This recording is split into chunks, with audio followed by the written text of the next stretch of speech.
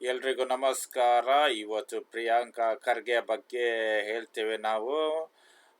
B J P ಬಿಡುಗಡೆ ಮಾಡಿರುವ ಪ್ರಣಾಳಿಕೆಯಲ್ಲಿ ಪ್ರಧಾನಿ ಮೋದಿ ಅವರ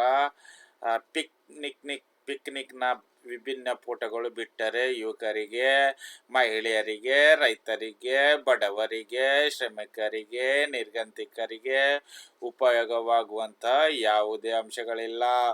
ಈ ಹಿಂದಿನ 10 ವರ್ಷಗಳ ಗ್ಯಾರಂಟಿಗಳು ಯಾರ ಗ್ಯಾರಂಟಿಗಳಾಗಿದ್ದವು?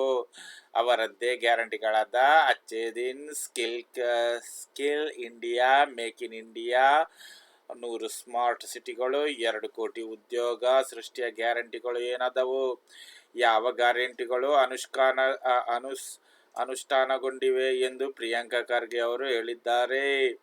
ಈಗ ಎಲೆಕ್ಷನ್ ಬಂದಿದೆ ಅಲ್ಲ, 2024 ರಿಸಲ್ಟ್ ಜನವರಿ 4 ನೋಡಬಹುದು. ಅದಕ್ಕೆ ಪ್ರಿಯಾಂಕಾ ಖರ್ಗೆ ಅವರು ಕಾಂಗ್ರೆಸ್ ಸಚಿವಾಗಿದ್ದಾರೆ.